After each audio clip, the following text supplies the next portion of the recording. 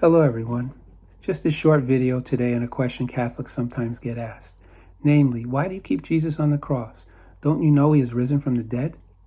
And the reason why we get asked this question is because our churches all have crucifixes, usually displayed prominently behind the altar for all the congregation to see. Catholics and other Christians also have the image of the crucified Jesus on the crosses we wear, as well as attached to the beads we use to pray the rosary.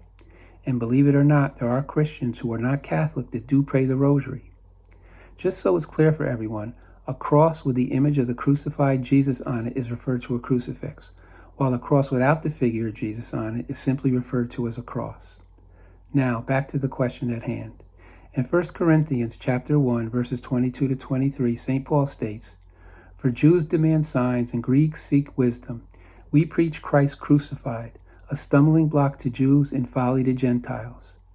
The reason why this was a stumbling block for some Jews was because crucifixion was connected with the curse of God, as described in chapter 1 of Deuteronomy.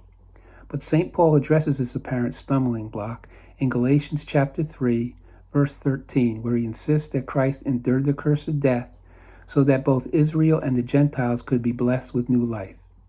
St. Paul goes on to say in verse 24 of 1 Corinthians chapter 1, "But to those who are called, both Jews and Gentiles, Christ the power of God and the wisdom of God." So for many Christians, those who have been called, the image of Christ crucified on the cross is a reminder of both God's wisdom and the power of his saving acts, something we should never forget.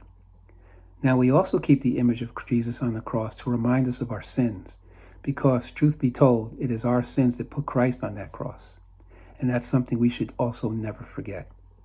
Finally, the image of Christ on the cross is also a reminder of God's great love for us, a love so great that he was willing to sacrifice his only beloved Son in such an excruciating manner for the forgiveness of our sins, so that we might have the chance to spend all eternity with him in heaven. There truly is no greater love than this. So there it is. This is why we keep the image of Jesus on the cross. And hopefully anyone who has asked this question before now has a better understanding as to why we do. As always, thank you all for listening. Take care and God bless.